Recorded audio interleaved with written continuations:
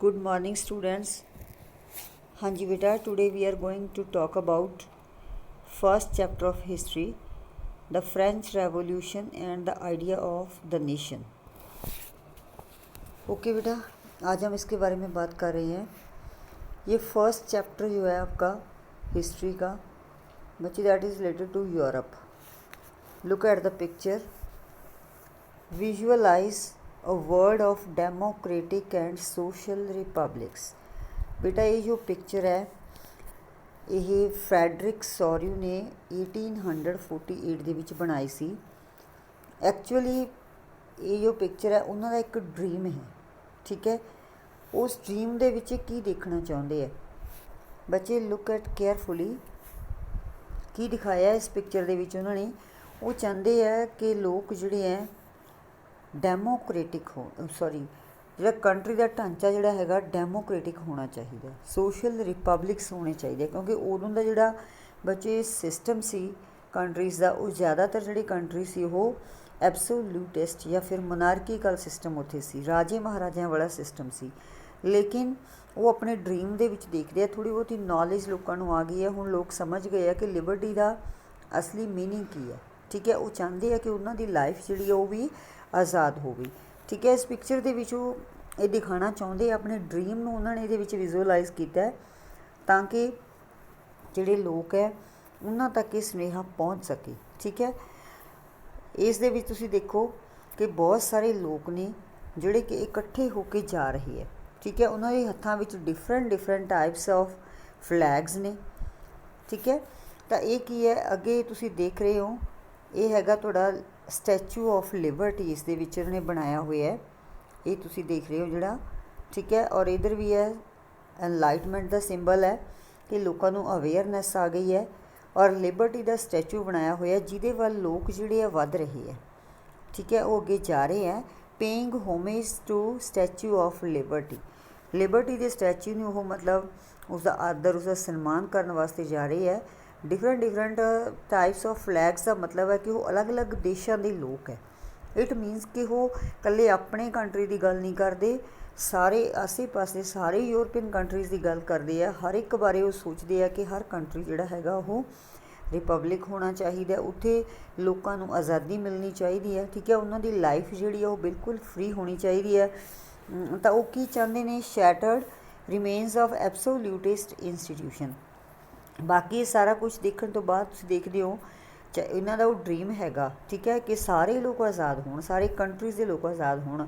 ਲੇਕਿਨ ਨੀਚੇ ਆ ਜਿਹੜਾ ਤੁਸੀਂ ਮਲਬਾ ਜਿਹਾ ਦੇਖ ਰਹੇ ਹੋ, ਇਹ ਇੱਕ ਟੁੱਟੀ ਹੋਈ ਬਿਲਡਿੰਗ ਹੈ, ਉਸ ਦਾ ਖਿਲਰਿਆ ਹੋਇਆ ਮਲਬਾ ਪਿਆ ਹੈ, ਠੀਕ ਹੈ। ਇਸ ਦਾ ਮਤਲਬ ਕੀ ਹੈ ਕਿ ਇਹ ਕਿਹੜੀ ਇਹ ਬਿਲਡਿੰਗ ਹੈ? ਐਬਸੋਲਿਊਟਿਸਟ, ਮਤਲਬ ਰਾਜਿਆਂ ਵਾਲਾ ਜਿਹੜਾ ਸਿਸਟਮ ਹੈ ਉਸ ਨੂੰ ਤੋੜ ਮਰੋੜ ਦਿੱਤਾ ਗਿਆ, ਠੀਕ ਹੈ। ਉਹ ਗਿਰ ਗਈ ਹੈ ਉਹ ਇੰਸਟੀਟਿਊਸ਼ਨ, ਔਰ ਲੋਕ ਜਿਹੜੇ ਆ ਹੁਣ ਉਸ ਨੂੰ ਛੱਡ ਕੇ ਅੱਗੇ ਵੱਧ ਰਹੇ ਹੈ ਲਿਬਰਟੀ ਦੇ ਸਟੈਚੂ ਵੱਲ, ਠੀਕ ਹੈ। ਇਟ ਮੀਨਸ ਕਿ ਲੋਕ ਬਹੁਤ ਅਵੇਅਰ ਹੋ ਗਏ ਹੈ, ਉਹਨਾਂ ਨੂੰ ਆਪਣੀ ਲਾਈਫ ਜੀਣ ਦਾ ਪੂਰਾ ਹੱਕ ਮਿਲਣਾ ਚਾਹੀਦਾ ਹੈ, ਇਸ ਲਈ ਉਹ ਇਹ ਸਾਰਾ ਕੁਛ ਦਿਖਾ ਰਹੇ ਹੈ, ਠੀਕ ਹੈ। ਨੈਕਸਟ ਤੁਸੀਂ ਦੇਖੋ ਯੂਟੋਪੀਅਨ ਵਿਜ਼ਨ। ਯੂਟੋਪੀਅਨ ਵਿਜ਼ਨ ਕੀ ਹੈ? ਮੀਨਸ ਕਿ ਜਿਹੜਾ ਵਿਜ਼ਨ ਜੋ ਹੈ ਅਸਲੀਅਤ ਦੇ ਵਿੱਚ ਨਹੀਂ ਹੁੰਦਾ, ਜਸਟ ਕਾਲਪਨਿਕ ਹੈ, ਠੀਕ ਹੈ। ਇਹ ਕੋਈ ਮਤਲਬ ਇੱਦਾਂ ਦੀ ਘਟਨਾ ਨੂੰ ਨਹੀਂ ਬਿਆਨ ਕਰ ਰਿਹਾ ਫਰੈਡਰਿਕ ਸੋਰਿਊ ਕਿ ਜੋ ਹੋ ਚੁੱਕੀ ਹੈ, ਇਹ ਜਸਟ ਉਹਨਾਂ ਦੀ ਇਮੈਜਨਰੀ ਥਿੰਗ ਹੈ। ਉਹ ਚਾਹੁੰਦੇ ਆ ਕਿ ਇੱਦਾਂ ਦਾ ਵਰਲਡ ਹੋਵੇ, ਇੱਦਾਂ ਦੇ ਲੋਕ ਹੋਣ, ਇੱਦਾਂ ਦੀ ਕੰਟਰੀ ਹੋਣ। ਕੀ ਚਾਹੁੰਦੇ ਆ ਉਹ? Nation state. ਹੁਣ ਨੇਸ਼ਨ ਸਟੇਟ ਕੀ ਹੈ? ਨੇਸ਼ਨ ਸਟੇਟ ਐਕਚੁਅਲੀ ਬੱਚੇ ਅਸੀਂ ਕਹਿੰਦੇ ਕਿਹਨੂੰ ਆ?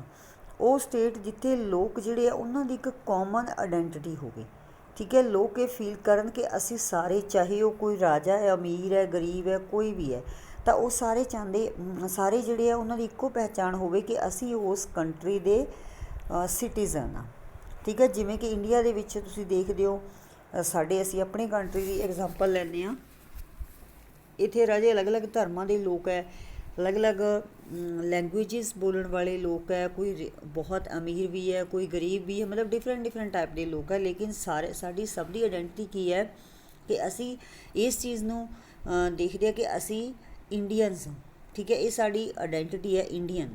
ਇਸੇ ਤਰ੍ਹਾਂ ਇਹ ਜਿਹੜਾ ਯੂਟੋਪੀਅਨ ਵਿਜ਼ਨ ਹੈ ਇਹ ਉਸ ਤਰ੍ਹਾਂ ਦਾ ਨੇਸ਼ਨ ਸਟੇਟ ਚਾਹੁੰਦਾ ਜਿਹਦੇ ਵਿੱਚ ਲੋਕ ਆਪਣੇ ਕੰਟਰੀ 'ਤੇ ਮਾਣ ਕਰ ਸਕਣ, ਉਹ ਆਪਣੇ ਆਪ ਨੂੰ ਆਜ਼ਾਦ ਮਹਿਸੂਸ ਕਰਨ, ਉੱਥੋਂ ਦਾ ਇੱਕ ਇੰਪੋਰਟੈਂਟ ਪਾਰਟ ਮਹਿਸੂਸ ਕਰਨ। ਠੀਕ ਹੈ, ਅੱਗੇ ਤੁਸੀਂ ਦੇਖ ਰਹੇ ਹੋ US ਐਂਡ ਸਵਿਟਜ਼ਰਲੈਂਡ ਮਾਰਚਿੰਗ। ਇਹ ਜੋ ਅੱਗੇ ਵਾਲੇ ਜਿਹੜੇ ਲੋਕ ਹੈ, ਇੱਕ ਇਹਨਾਂ ਨੇ ਬੱਚੇ US ਐਂਡ ਸਵਿਟਜ਼ਰਲੈਂਡ ਦਾ ਨਾਮ ਕਿਉਂ ਮੈਂਸ਼ਨ ਕੀਤਾ ਹੈ? ਕਿਉਂਕਿ ਉਦੋਂ ਇਹ ਜਿਹੜੀ ਕੰਟਰੀ ਸੀ ਉੱਥੇ ਰਾਜੇ ਨੀਅਰ ਅਬਾਊਟ ਡੈਮੋਕ੍ਰੇਟਿਕ ਢਾਂਚਾ ਸਥਾਪਿਤ ਹੋ ਚੁੱਕਿਆ ਸੀ। ਠੀਕ ਹੈ, ਇਹ ਸਭ ਤੋਂ ਅੱਗੇ ਸੀ ਇਹ ਕੰਟਰੀ। ਬਾਕੀ ਜਿਹੜੇ ਕੰਟਰੀਜ਼ ਨੇ ਉੱਥੇ ਕਿਤੇ ਵੀ ਹੋਰ ਕਿਸੇ ਕੰਟਰੀ ਦੇ ਵਿੱਚ ਡੈਮੋਕ੍ਰੇਟਿਕ ਸਿਸਟਮ ਨਹੀਂ ਸੀ, ਲੋਕਾਂ ਨੂੰ ਕੋਈ ਰਾਈਟਸ ਨਹੀਂ ਮਿਲੇ ਹੋਏ ਸੀ। ਠੀਕ ਹੈ, ਬਾਕੀ ਸਾਰੇ ਕਿਤੇ ਮੋਨਾਰਕੀਕਲ ਸਿਸਟਮ ਚੱਲ ਰਿਹਾ ਸੀ। ਇਸ ਕਰਕੇ ਉਹਨਾਂ ਨੇ ਇਹ ਦਿਖਾਇਆ ਕਿ ਅੱਗੇ ਜਿਹੜੇ ਲੋਕ ਨੇ ਉਹ ਕਿਹੜੇ ਲੀਡ ਕਰ ਰਹੇ ਨੇ, US ਅਤੇ ਸਵਿਟਜ਼ਰਲੈਂਡ ਦੇ ਲੋਕ ਨੇ। ਠੀਕ ਹੈ, ਜੋ ਸਭ ਤੋਂ ਨੇੜੇ ਪਹੁੰਚ ਚੁੱਕੇ ਨੇ ਲਿਬਰਟੀ ਦੇ, ਮੀਨਸ ਕਿ ਉੱਥੇ ਜਿਹੜਾ ਹੈਗਾ ਇੱਦਾਂ ਦਾ ਢਾਂਚਾ ਨੀਅਰ ਅਬਾਊਟ ਬਣ ਚੁੱਕਿਆ ਸੀ। ਠੀਕ ਹੈ, ਔਰ ਉਸ ਤੋਂ ਅੱਗੇ ਤੁਸੀਂ ਦੇਖੋਗੇ ਹੋਰ ਜਿਹੜੇ ਕੰਟਰੀ ਨੇ, France followed by Germany with its flag. ਤਾਂ ਅੱਗੇ ਉਹ ਕਹਿੰਦੇ ਆ ਕਿ ਉਹਨਾਂ ਦੇ ਪਿੱਛੇ ਕੌਣ ਫੋਲੋ ਕਰ ਰਿਹਾ? ਫਰਾਂਸ। ਠੀਕ ਹੈ, ਤਾਂ ਫਰਾਂਸ ਨੂੰ ਅੱਗੇ ਕੌਣ ਫੋਲੋ ਕਰ ਰਿਹਾ? ਜਰਮਨੀ। ਬਾਕੀ ਜਿਹੜੇ ਕੰਟਰੀ, ਮੀਨਸ ਇਹ ਸਾਰੇ ਕੰਟਰੀਜ਼ ਦਾ ਨਾਮ ਮੈਂਸ਼ਨ ਕਰਨ ਦਾ ਮਤਲਬ ਕੀ ਹੈ ਕਿ ਉਹ ਚਾਹੁੰਦਾ ਹੈ ਕਿ ਸਾਰੇ ਜਿਹੜੇ ਬਾਕੀ ਵੀ ਕੰਟਰੀ ਹੈ ਉੱਥੇ ਵੀ ਜਿਹੜੀ ਮੋਨਾਰਕੀਕਲ ਸਿਸਟਮ ਹੈ ਉਹ ਖਤਮ ਹੋਵੇ ਔਰ ਲੋਕਾਂ ਦੀ ਲਾਈਫ ਜਿਹੜੀ ਹੈ ਅੱਛੀ ਬਣੇ, ਲੋਕ ਆਪਣੇ ਅਕੋਰਡਿੰਗਲੀ ਆਪਣੀ ਲਾਈਫ ਨੂੰ ਜੀ ਸਕਣ, ਉਹਨਾਂ ਦੇ ਉੱਪਰ ਕਿਸੇ ਦਾ ਕੰਟਰੋਲ ਨਾ ਹੋਵੇ, ਤਾਂ ਉਹਨਾਂ ਨੂੰ ਪੂਰੀ ਆਜ਼ਾਦੀ ਮਿਲੇ। ਠੀਕ ਹੈ, ਅਤੇ ਉਹ ਇਸ ਚੀਜ਼ ਤੋਂ ਅੱਗੇ ਜੋ ਹੈ ਮਤਲਬ ਲੈਸਨ ਸਿੱਖਣ, ਉਹਨਾਂ ਨੂੰ ਫੋਲੋ ਕਰਨ ਕਿ ਜਿਹੜੇ ਡੈਮੋਕ੍ਰੇਟਿਕ ਕੰਟਰੀ ਹੈ ਉਹਨਾਂ ਦੇ ਲੋਕਾਂ ਦੀ ਲਾਈਫ ਕਿਹੋ ਜਿਹੀ ਹੈ। ਠੀਕ ਹੈ, ਨੈਕਸਟ ਹੈ ਜੀ, Germany is being followed by people of Austria, the kingdom of two Sicilies, Lombardy, Poland, England, Ireland, Hungary, Russia etcetera. ਇਹ ਸਾਰੇ ਯੂਰਪੀਅਨ ਕੰਟਰੀਜ਼ ਨੇ ਬੇਟਾ, ਜਿਨ੍ਹਾਂ ਸਾਰਿਆਂ ਨੂੰ ਇਹ ਕੀ ਚਾਹੁੰਦਾ ਹੈ ਕਿ ਮੀਨਸ ਇਹ ਸਾਰੇ ਕੰਟਰੀ ਜਿਹੜੇ ਹੈ ਤਾਂ ਉੱਥੇ ਸਾਰਿਆਂ ਦੇ ਵਿੱਚ ਉਹ ਮਤਲਬ ਡੈਮੋਕ੍ਰੇਟਿਕ ਸਿਸਟਮ ਚਾਹੁੰਦਾ ਹੈ। ਠੀਕ ਹੈ, ਇਹ ਉਸਦਾ ਡਰੀਮ ਹੈ, ਉਹ ਚਾਹੁੰਦਾ ਹੈ ਕਿ ਮੀਨਸ ਪੂਰਾ ਵਰਲਡ ਜਿਹੜਾ ਹੈਗਾ ਉੱਥੇ ਹਰ ਇੱਕ ਕੰਟਰੀ ਦੇ ਵਿੱਚ ਜਿਹੜੇ ਮਤਲਬ ਜਿੰਨੇ ਵੀ ਸਟੇਟਸ ਨੇ ਉਹ ਸਾਰੇ ਨੇਸ਼ਨ ਸਟੇਟ ਬਣ ਜਾਣ, ਉਹ ਸਾਰੇ ਇੱਦਾਂ ਦਾ ਸਿਸਟਮ ਹੋਵੇ ਜਿੱਥੇ ਲੋਕਾਂ ਦੀ ਗੱਲ ਸੁਣੀ ਜਾਵੇ ਅਤੇ ਲੋਕਾਂ ਦੇ ਹੱਥਾਂ ਵਿੱਚ ਪਾਵਰ ਹੋਵੇ, ਜਿਹੜੀ ਮੋਨਾਰਕੀਕਲ ਪਾਵਰ ਹੈ ਉਸਨੂੰ ਖ਼ਤਮ ਕੀਤਾ ਜਾ ਸਕੇ। ਉਹ ਸਿਰਫ ਆਪਣੇ ਕੰਟਰੀ ਦੀ ਗੱਲ ਨਹੀਂ ਕਰਦਾ, ਬਾਕੀ ਸਾਰੇ ਕੰਟਰੀਜ਼ ਬਾਰੇ ਵੀ ਉਸਦਾ ਇਹ ਸੁਪਨਾ ਹੈ, ਉਹ ਪੂਰਾ ਕਰਨਾ ਚਾਹੁੰਦਾ ਹੈ ਕਿ ਇਹ ਸਾਰੇ ਕੰਟਰੀਜ਼ ਇੱਦਾਂ ਦੇ ਬਣ ਜਾਣ। ਠੀਕ ਹੈ, ਉੱਥੇ ਸਾਰਿਆਂ ਦੇ ਵਿੱਚ ਜਿਹੜੀ ਹੈ ਡੈਮੋਕ੍ਰੇਸੀ ਹੋ ਜਾਵੇ। Next, Jesus Christ and angels are gazing from the heavens, they are the symbols of fraternity। Means ਇਹ ਕੀ ਕਹਿ ਰਿਹਾ ਫਰੈਡਰਿਕ ਸੋਰੂ, ਉਹ ਉੱਪਰ ਜਿਹੜੀ ਉਸਨੇ ਇਹ ਤੁਸੀਂ ਸਿੰਬਲ ਦੇਖ ਰਹੇ ਹੋ ਉੱਪਰ ਜਿਹੜਾ ਬਣਿਆ ਹੋਇਆ ਆਹ ਵਾਲਾ ਸਿੰਬਲ, ਇਸ ਦਾ ਮਤਲਬ ਹੈ ਕਿ ਉਹ ਕਹਿੰਦਾ ਕਿ ਜੀਸਸ ਕ੍ਰਾਈਸਟ ਅਤੇ ਹੋਰ ਸਾਰੇ ਏਂਜਲਸ ਜਿਹੜੇ ਆ ਉਹ ਉੱਪਰੋਂ ਦੇਖ ਰਹੇ ਆ, ਮੀਨਸ ਉਹ ਖੁਸ਼ ਹੋ ਰਹੇ ਆ। ਠੀਕ ਹੈ, ਉਹ ਇਸ ਚੀਜ਼ ਦਾ ਸਿੰਬਲ ਉਹਨਾਂ ਨੂੰ ਦਿਖਾਈ ਦੇ ਰਿਹਾ ਕਿ ਇਹ ਜਿਹੜੇ ਲੋਕ ਹੈ ਆਜ਼ਾਦ ਹੋ ਰਹੇ ਹੈ, ਲੋਕਾਂ ਨੂੰ ਬਹੁਤ ਅੱਛੀ ਲਾਈਫ ਮਿਲ ਰਹੀ ਹੈ। ਕਿ ਮਤਲਬ ਕੀ ਹੈ ਕਿ ਇਕੱਲੇ ਲੋਕ ਹੀ ਨਹੀਂ, ਉਹਨੂੰ ਲੱਗਦਾ ਹੈ ਕਿ ਜਿਹੜੇ ਹੈ ਉਹਨਾਂ ਦੇ ਮਤਲਬ ਜਿਹੜੇ ਗੋਡ ਨੇ ਉਹ ਵੀ ਇਸ ਚੀਜ਼ ਤੋਂ ਪ੍ਰਸੰਨ ਹੋਣਗੇ। ਠੀਕ ਹੈ, ਉਹ ਵੀ ਚਾਹੁੰਦੇ ਆ ਕਿ ਉਹਨਾਂ ਦੇ ਲੋਕ ਜਿਹੜੇ ਆ ਉਹ ਸੁਖੀ ਰਹਿਣ, ਉਹਨਾਂ ਨੂੰ ਅੱਛੀ ਲਾਈਫ ਮਿਲ ਸਕੇ। ਠੀਕ ਹੈ, ਹਾਂਜੀ, what is a nation state? ਇਹ ਬੱਚੇ ਡੈਫੀਨੇਸ਼ਨ ਨੇਸ਼ਨ ਸਟੇਟ ਦੀ, a nation state is one in which a majority of the citizens and not only its rulers come to develop a sense of common identity and shared history or descent। same meaning ਬੱਚੇ already we have discussed ਕਿ nation state ਕੀ ਹੈ? ਇੱਦਾਂ ਦਾ ਇੱਕ state ਜਿੱਥੇ ਉੱਥੋਂ ਦੇ majority citizen, ਨਾ ਕਿ ਇਕੱਲੇ ਇਹ ਓਨਲੀ ਰੂਲਰ, ਸਾਰੇ ਸਿਟੀਜ਼ਨ ਜਿਹੜੇ ਹੈ ਕੋਈ ਵੀ ਹੈ, ਚਾਹੇ ਉਹ ਕੋਈ ਰਾਜਾ ਹੈ, ਮਹਾਰਾਜਾ ਹੈ, ਚਾਹੇ ਕੋਈ ਭਿਖਾਰੀ ਹੈ, ਸਾਰੇ ਜਿਹੜੇ ਉਹਨਾਂ ਦੀ ਇੱਕ ਕਾਮਨ ਆਇਡੈਂਟੀਟੀ ਹੋਵੇ। ਠੀਕ ਹੈ, ਉਹਨਾਂ ਦੀ ਹਿਸਟਰੀ ਸ਼ੇਅਰ ਹੋਵੇ ਇੱਕ ਦੂਸਰੇ ਨਾਲ, ਮੀਨਸ ਕਿ ਉਹਨਾਂ ਦੇ ਵਿੱਚ ਕੋਈ ਡਿਫਰੈਂਸ ਨਾ ਹੋਵੇ। ਠੀਕ ਹੈ, ਤਾਂ ਉਹਨੂੰ ਅਸੀਂ ਕੀ ਕਹਿੰਦੇ ਹਾਂ? ਨੇਸ਼ਨ ਸਟੇਟ ਕਹਿੰਦੇ ਹਾਂ। French revolution and idea of nation. ਹਾਂਜੀ ਬੇਟਾ, ਇਹ ਪਿਕਚਰ ਜਿਹੜੀ ਤੁਸੀਂ ਦੇਖ ਰਹੇ ਹੋ ਇਹ ਲੂਈਸ 16 ਦੀ ਪਿਕਚਰ ਹੈ। In 1789 France was a full fledged state under the rule of an absolute monarch. 1789 ਦੇ ਦੌਰਾਨ ਬੱਚੇ ਤੁਹਾਨੂੰ ਪਤਾ ਹੈ ਕਿ ਇੱਕ ਬਹੁਤ ਵੱਡੀ ਜਿਹੜੀ ਹੈ ਫਰਾਂਸ ਦੀ ਹਿਸਟਰੀ ਦੇ ਵਿੱਚ ਇੱਕ ਬਹੁਤ ਵੱਡੀ ਘਟਨਾ ਹੋਈ ਸੀ।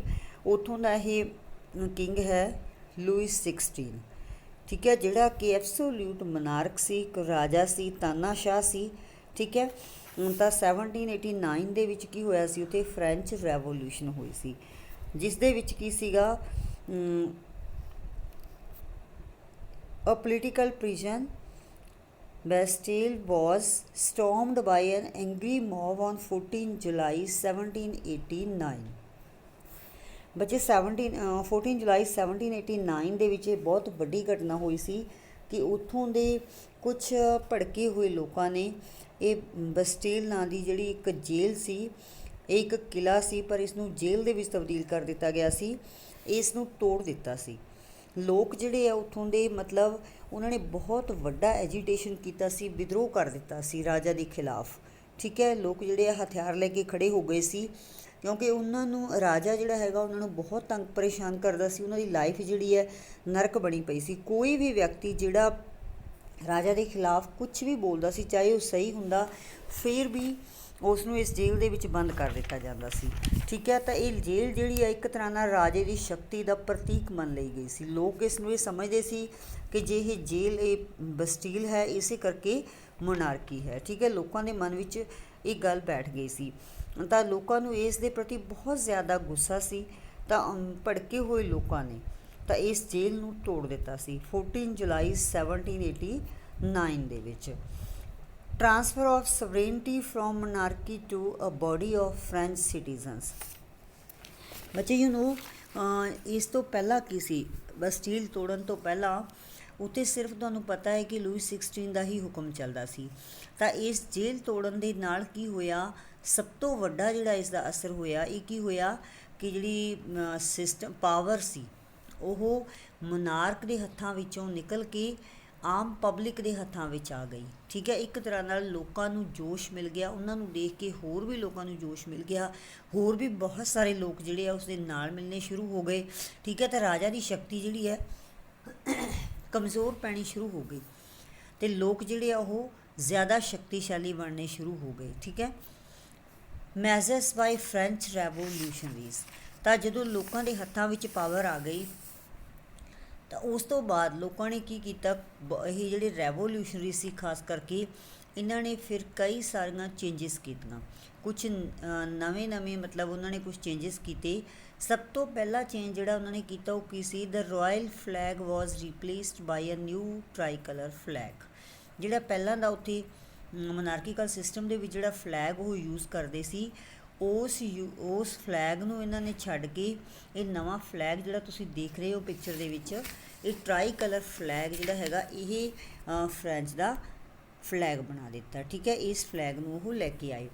ਇਹ ਸਭ ਤੋਂ ਵੱਡਾ ਚੇਂਜ ਸੀ ਫਰਾਂਸ ਦੇ ਇਤਿਹਾਸ ਦੇ ਵਿੱਚ, ਜਿਹੜਾ ਕਿ ਉਸ ਦਾ ਫਰੈਂਚ ਰੈਵੋਲਿਊਸ਼ਨ ਦਾ ਜਾਂ ਜਿਹੜੀ ਬਸਟੀਲ ਉਹਨਾਂ ਨੇ ਤੋੜੀ ਸੀ ਉਸ ਤੋਂ ਬਾਅਦ ਇਹ ਸਭ ਤੋਂ ਵੱਡਾ ਅਸਰ ਜਿਹੜਾ ਸਾਹਮਣੇ ਆਇਆ, ਜਿਹੜੀ ਚੇਂਜ ਉਹਨਾਂ ਨੇ ਕੀਤੀ, ਸਭ ਤੋਂ ਫਸਟ ਚੇਂਜ ਸੀ। ਨੈਕਸਟ ਹੈ ਦ ਸਟੇਟਸ ਜਨਰਲ ਵਾਜ਼ ਰੀਨੇਮਡ ਐਜ਼ ਨੈਸ਼ਨਲ ਅਸੈਂਬਲੀ। ਜਿਹੜੇ ਸਟੇਟ ਜਨਰਲ ਸੀ, ਪਹਿਲਾਂ ਵੀ ਤੁਸੀਂ ਬੱਚੇ 9th ਕਲਾਸ ਦੇ ਵਿੱਚ ਇਸ ਦੇ ਬਾਰੇ ਕਾਫੀ ਕੁਝ ਪੜ੍ਹ ਚੁੱਕੇ ਹੋ। ਜਿਹੜੇ ਸਟੇਟਸ ਜਨਰਲ ਸੀ ਉਸ ਤੋਂ ਹੁਣ ਇਹ ਕੀ ਬਣ ਗਿਆ ਸੀ, ਇਹਨਾਂ ਨੇ ਨੈਸ਼ਨਲ ਅਸੈਂਬਲੀ ਬਣਾ ਲਈ ਸੀ, ਠੀਕ ਹੈ। ਕਿਉਂਕਿ ਰਾਜਾ ਦੀ ਪਾਵਰ ਜਿਹੜੀ ਆ ਉਹ ਬਿਲਕੁਲ ਉਹਨਾਂ ਨੇ ਖ਼ਤਮ ਕਰ ਦਿੱਤੀ ਸੀ, ਰਾਜਾ ਕਮਜ਼ੋਰ ਪੈ ਗਿਆ ਸੀ ਅਤੇ ਨੈਸ਼ਨਲ ਅਸੈਂਬਲੀ ਨਾਂ ਦੀ ਇਹਨਾਂ ਨੇ ਇੰਸਟੀਟਿਊਸ਼ਨ ਖੜੀ ਕਰ ਲਈ ਸੀ। A centralised administrative system was put in place. ਤਾਂ ਉਹਨਾਂ ਨੇ ਜਿਹੜਾ ਐਡਮਿਨਿਸਟ੍ਰੇਟਿਵ ਸਿਸਟਮ ਸੀ, ਪਹਿਲਾਂ ਜਿਹੜਾ ਐਡਮਿਨਿਸਟ੍ਰੇਟਿਵ ਸਿਸਟਮ ਸੀ ਉਸ ਦੇ ਵਿੱਚ ਕੀ ਸੀ ਕਿ ਸਿਰਫ ਮੋਨਾਰਕ ਦਾ ਹੀ ਹੁਕਮ ਚੱਲਦਾ ਸੀ, ਰਾਜਾ ਦਾ ਹੁਕਮ ਚੱਲਦਾ ਸੀ। ਜੋ ਰਾਜਾ ਕਹਿੰਦਾ ਸੀ ਸਿਰਫ ਇੱਕੋ ਹੀ ਵਿਅਕਤੀ ਦੇ ਹੱਥਾਂ ਵਿੱਚ ਸਾਰੀ ਪਾਵਰ ਸੀ, ਠੀਕ ਹੈ। ਜੋ ਉਹ ਕਹਿੰਦਾ ਸੀ ਸਾਰੇ ਲੋਕਾਂ ਲਈ ਉਹ ਇੱਕ ਤਰ੍ਹਾਂ ਦਾ ਕਾਨੂੰਨ ਹੀ ਹੁੰਦਾ ਸੀ। ਰਾਜਾ ਦੀ ਕਹੀ ਹੋਈ ਇੱਕ ਗੱਲ ਨੂੰ ਲੋਕਾਂ ਨੂੰ ਮੰਨਣਾ ਪੈਂਦਾ ਸੀ, ਠੀਕ ਹੈ। ਜੇ ਕੋਈ ਉਸ ਦੀ ਗੱਲ ਨਹੀਂ ਮੰਨਦਾ ਸੀ ਤਾਂ ਉਸ ਨੂੰ ਫੜ ਕੇ ਜੇਲ੍ਹ ਵਿੱਚ ਸੁੱਟ ਦਿੱਤਾ ਜਾਂਦਾ ਸੀ। ਤਾਂ ਹੁਣ ਜਦੋਂ ਰਾਜਾ ਦੀ ਸ਼ਕਤੀ ਉਹਨਾਂ ਨੇ ਖੋਹ ਲਈ ਤਾਂ ਉਹਨਾਂ ਨੇ ਜਿਹੜਾ ਐਡਮਿਨਿਸਟ੍ਰੇਟਿਵ ਸਿਸਟਮ ਹੈ ਉਸ ਨੂੰ ਵੀ ਚੇਂਜ ਕਰ ਦਿੱਤਾ, ਠੀਕ ਹੈ।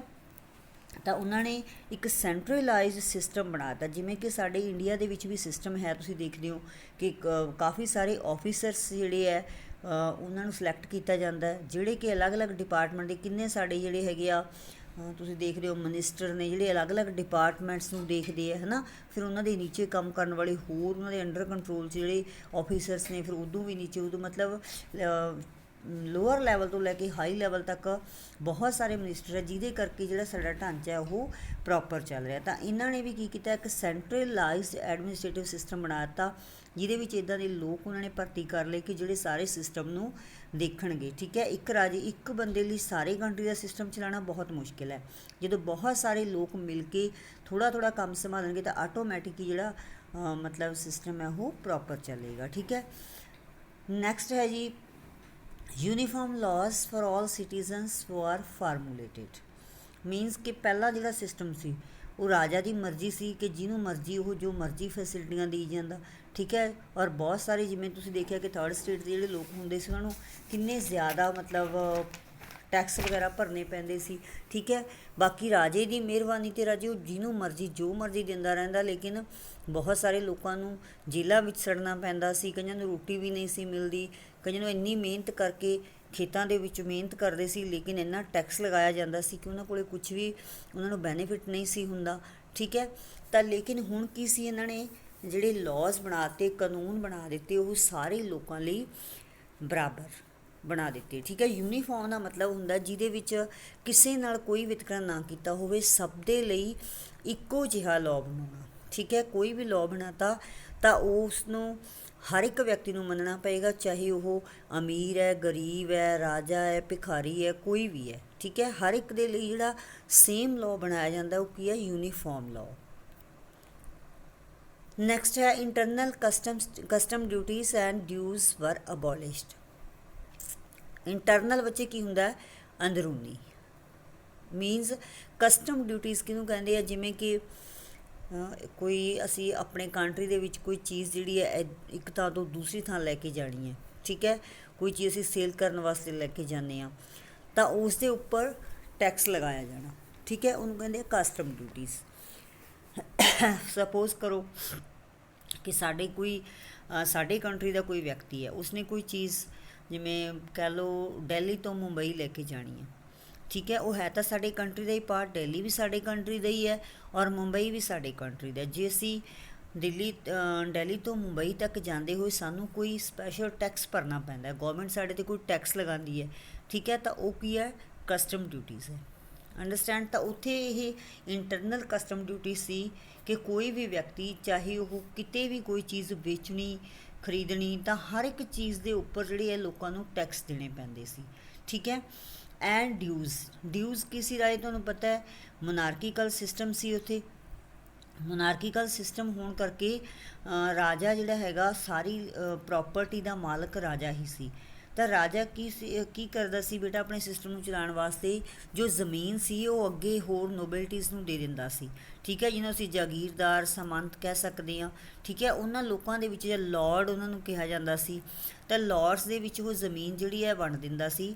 ਉਹ ਲਾਰਡ ਅੱਗੇ ਕੀ ਕਰਦੇ ਸੀ, ਜਿਹੜੇ ਹੋਰ ਪੀਜ਼ੈਂਟਸ ਨੇ ਜਿਹੜੇ ਖੇਤੀ ਕਰਨਾ ਚਾਹੁੰਦੇ ਸੀ ਉਹਨਾਂ ਨੂੰ ਉਹ ਜ਼ਮੀਨ ਦੇ ਦਿੰਦਾ ਸੀ। ਠੀਕ ਹੈ, ਲੇਕਿਨ ਪੀਜ਼ੈਂਟਸ ਨੂੰ ਰਾਜੇ ਬਹੁਤ ਜ਼ਿਆਦਾ ਜਿਹੜਾ ਹੈਗਾ ਟੈਕਸ ਭਰਨਾ, ਰੈਂਟ ਭਰਨਾ ਪੈਂਦਾ ਸੀ ਉਸ ਜ਼ਮੀਨ ਦਾ।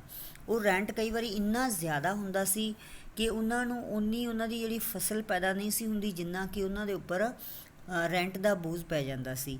ਤਾਂ ਕਈ ਵਾਰੀ ਫਸਲ ਜਿਹੜੀ ਹੈ ਉਹ ਕਿਸੇ ਕਾਰਨ ਕਰਕੇ ਖਰਾਬ ਵੀ ਹੋ ਜਾਂਦੀ ਸੀ।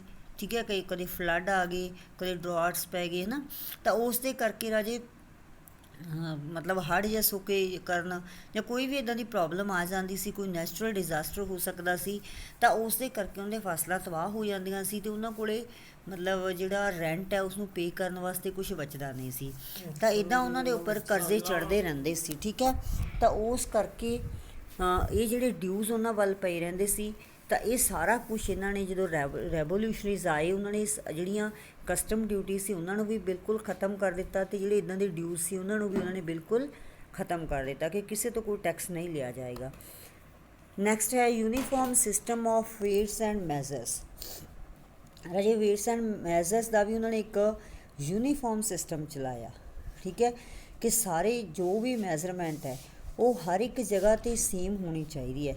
ਇੱਦਾਂ ਨਹੀਂ ਕਿ ਸਪੋਜ਼ ਅਸੀਂ ਕੋਈ 1 kg ਜਾਂ 1 ਕਿਲੋਗ੍ਰਾਮ ਕੋਈ ਚੀਜ਼ ਅਸੀਂ ਖਰੀਦ ਰਹੇ ਹਾਂ। ਠੀਕ ਹੈ, ਤਾਂ ਸਾਨੂੰ ਪਤਾ ਜਿਵੇਂ ਸਾਡੇ ਕੰਟਰੀ ਦੇ ਵਿੱਚ ਅਸੀਂ ਕੀ ਕਰਦੇ ਅੱਜ ਕੱਲ੍ਹ ਕੀ ਚੱਲਦਾ ਕਿ ਜੇ ਅਸੀਂ 1 ਕਿਲੋ ਚੀਜ਼ ਕੋਈ ਲੈ ਰਹੇ ਹਾਂ, ਇਟ ਮੀਨਸ ਕਿ ਸਾਨੂੰ 1000 ਗ੍ਰਾਮ ਹੀ ਮਿਲੇਗੀ, ਚਾਹੇ ਅਸੀਂ ਕਿਤੇ ਵੀ ਚਲੇ ਜਾਈਏ, ਦਿੱਲੀ, ਗੋਆ, ਠੀਕ ਹੈ, ਜੰਮੂ ਕਸ਼ਮੀਰ ਜਾਂ ਜੋ ਵੀ ਕਿਤੇ ਵੀ ਮਤਲਬ ਅਸੀਂ ਜਾਂਦੇ ਹਾਂ ਤਾਂ ਉੱਥੇ ਸਾਨੂੰ ਪਤਾ ਕਿ ਸਾਨੂੰ 1 ਕਿਲੋਗ੍ਰਾਮ ਹੀ ਮਿਲੇ। ਇੱਦਾਂ ਨਹੀਂ ਹੈ ਕਿ ਜੇ ਅਸੀਂ ਕੇਰਲਾ ਚਲੇ ਗਏ ਤਾਂ ਉੱਥੇ 500 ਗ੍ਰਾਮ ਦਾ 1 ਕਿਲੋਗ੍ਰਾਮ ਗਿਣਨਗੇ, ਹੈ ਨਾ, ਤਾਂ ਇੱਦਾਂ ਤਾਂ ਨਹੀਂ ਹੋਏਗਾ ਨਾ। ਤਾਂ ਜੇ ਅਗਰ ਇੱਦਾਂ ਹੋਏਗਾ ਫਿਰ ਸਾਡੇ ਲਈ ਇਹ ਲੋਸ ਹੋਏਗਾ। ਠੀਕ ਹੈ, ਕਿਤੇ ਸਾਨੂੰ ਉਨੀ ਚੀਜ਼ ਦੀ ਪੇਮੈਂਟ ਜਿਹੜੀ ਹੈ ਮਤਲਬ ਸਪੋਜ਼ ਕਰੋ ਅਸੀਂ 50 ਰੁਪਏ ਦੀ 1 ਕਿਲੋ ਕੋਈ ਚੀਜ਼ ਖਰੀਦ ਰਹੇ ਹਾਂ, ਤਾਂ ਸਾਨੂੰ ਜੇ ਅਸੀਂ ਕੇਰਲਾ ਦੇ ਵਿੱਚ 500 ਗ੍ਰਾਮ ਦੇ ਵੀ ਸਾਨੂੰ 50 ਰੁਪਏ ਦੇਣੇ ਪੈਣਗੇ, ਅਤੇ ਜੇ ਅਸੀਂ ਪੰਜਾਬ ਦੇ ਵਿੱਚ ਉਸਦੇ 1000 ਗ੍ਰਾਮ ਦੇ ਦੇ ਰਹੇ ਹਾਂ, ਹੈ ਨਾ। ਤਾਂ ਇਹ ਮੈਜ਼ਰਮੈਂਟ ਦਾ ਜਿਹੜਾ ਹੈਗਾ ਯੂਨੀਫਾਰਮ ਸਿਸਟਮ ਨਾ ਹੋਇਆ ਨਾ, ਤਾਂ ਅਲੱਗ-ਅਲੱਗ ਮਤਲਬ ਜਿਹਨੂੰ ਜੋ ਸਹੀ ਲੱਗਦਾ ਉਵੇਂ ਉਹ ਆਪਣੀ ਮੈਜ਼ਰਮੈਂਟ ਬਣਾ ਲੈਂਦਾ। ਠੀਕ ਹੈ, ਤਾਂ ਇਹ ਰਾਜੇ ਉਹਨਾਂ ਨੇ ਮਤਲਬ ਯੂਨੀਫਾਰਮ ਸਿਸਟਮ ਸ਼ੁਰੂ ਕੀਤਾ ਕਿ ਉਹਨਾਂ ਦੀ ਜਿਹੜੀ ਮੈਜ਼ਰਮੈਂਟ ਹੈ ਉਹ ਵੀ ਸੇਮ ਹੋਣੀ ਚਾਹੀਦੀ ਆ। ਠੀਕ ਹੈ, ਇਹ ਨਹੀਂ ਕਿ ਇੱਕੋ ਹੀ ਚੀਜ਼ ਨੂੰ ਕੋਈ ਕਿੰਨੇ ਵਿੱਚ ਵੇਚਦਾ ਰਹੇ, ਕੋਈ ਕਿੰਨੇ ਰੁਪਏ ਵਿੱਚ ਵੇਚਦਾ ਰਹੇ, ਇੱਦਾਂ ਨਹੀਂ ਹੋਣਾ ਚਾਹੀਦਾ। ਠੀਕ ਹੈ, ਤਾਂ ਉਹਨਾਂ ਨੇ ਹਰ ਇੱਕ ਮਤਲਬ ਕੋਈ ਵੀ ਚੀਜ਼ ਦੇ ਲਈ ਜਿਹੜੀ ਮੈਜ਼ਰਮੈਂਟ ਹੈ ਉਸਨੂੰ ਵੀ ਯੂਨੀਫਾਰਮ ਬਣਾ ਦਿੱਤਾ ਕਿ ਸਾਰਿਆਂ ਲਈ ਇੱਕੋ ਜਿਹੀ ਹੋਣੀ ਚਾਹੀਦੀ ਹੈ, ਔਰ ਇੱਕੋ ਜਿਹਾ ਹੀ ਜਿਹੜਾ ਵੇਟ ਹੈ ਉਸ ਦਾ ਵੀ ਸਿਸਟਮ ਸੇਮ ਹੋਣਾ ਚਾਹੀਦਾ। ਸਾਰੇ ਕਿਤੇ ਯੂਨੀਫਾਰਮ ਸਿਸਟਮ ਅਡੋਪਟ ਕਰ ਲਿਆ ਗਿਆ। French was considered as a common language of the nation. Next ਜਿਹੜੀ ਚੇਂਜ ਉਹਨਾਂ ਨੇ ਕੀਤੀ ਕਿ ਇਹ ਨਹੀਂ ਕਿ ਪਹਿਲਾਂ ਬਹੁਤ ਸਾਰੀਆਂ ਬੱਚੇ ਹਰ ਇੱਕ ਕੰਟਰੀ ਦੇ ਵਿੱਚ ਜਿਹੜੇ ਲੈਂਗੁਏਜਿਸ ਹੈ ਕਈ ਲੈਂਗੁਏਜਿਸ ਬੋਲੀਆਂ ਜਾਂਦੀਆਂ ਨੇ। ਠੀਕ ਹੈ, ਸਾਡੇ ਆਪਣੇ ਕੰਟਰੀ ਦੇ ਵਿੱਚ ਵੀ ਬਹੁਤ ਸਾਰੀਆਂ ਭਾਸ਼ਾਵਾਂ ਨੇ। ਠੀਕ ਹੈ, ਤਾਂ ਇਹਨਾਂ ਨੇ ਫਰੈਂਚ ਵਾਲਿਆਂ ਨੇ ਵੀ ਫਿਰ ਕੀ ਕੀਤਾ, ਉੱਥੋਂ ਦੀ ਜਿਹੜੀ ਕਾਮਨ ਲੈਂਗੁਏਜ ਸੀ ਉਸਨੂੰ ਫਰੈਂਚ ਨੂੰ ਕਾਮਨ ਲੈਂਗੁਏਜ ਬਣਾ ਦਿੱਤਾ। ਠੀਕ ਹੈ, ਤਾਂ ਕਿ ਸਾਰੇ ਲੋਕਾਂ ਨੂੰ ਫਰੈਂਚ ਜਿਹੜੀ ਆ ਉਹ ਕੰਪਲਸਰੀ ਕਰ ਦਿੱਤੀ ਗਈ। ਇੱਕੋ ਹੀ ਕਾਮਨ ਲੈਂਗੁਏਜ ਹੋਣ ਕਰਕੇ ਲੋਕਾਂ ਦੀਆਂ ਕਈ ਸਾਰੀਆਂ ਸਮੱਸਿਆਵਾਂ ਖਤਮ ਹੋ ਗਈਆਂ। ਜੇ ਅਸੀਂ ਇੱਕ ਏਰੀਏ ਤੋਂ ਦੂਸਰੇ ਏਰੀਏ ਤੱਕ ਜਾਂਦੇ ਹਾਂ, ਠੀਕ ਹੈ, ਤਾਂ ਉੱਥੇ ਜਾ ਕੇ ਫਿਰ ਇਹ ਜੇ ਸਾਰੇ ਲੋਕਾਂ ਨੂੰ ਇਹ ਲੈਂਗੁਏਜ ਆਉਂਦੀ ਹੈ ਤਾਂ ਸਾਨੂੰ ਉਹਨਾਂ ਨਾਲ ਗੱਲਬਾਤ ਕਰਨ ਦੇ ਵਿੱਚ ਕੋਈ ਮੁਸ਼ਕਿਲ ਨਹੀਂ ਆਉਂਦੀ। ਠੀਕ ਹੈ, ਨੈਕਸਟ ਹੈ ਜੀ setting up of Jacobin clubs. Next ਜਿਹੜੀ ਬੱਚੇ ਉੱਥੋਂ ਦੀ ਇੱਕ ਹੋਰ ਵੱਡੀ ਘਟਨਾ ਫਰੈਂਚ ਰੈਵੋਲਿਊਸ਼ਨ ਦਾ ਹੀ ਇਹ ਸਿੱਟਾ ਹੈ। ਇਹ ਜਿਹੜੇ ਲੋਕ ਤੁਸੀਂ ਦੇਖ ਰਹੇ ਹੋ ਇਹ ਕੀ ਨੇ ਰਾਜੇ, ਜੈਕੋਬਿਨ ਕਲੱਬਸ ਦੇ ਮੈਂਬਰ ਨੇ। ਕਿਹੜੇ ਲੋਕ ਬਣੇ ਸੀ ਇਹਨਾਂ ਦੇ ਮੈਂਬਰ?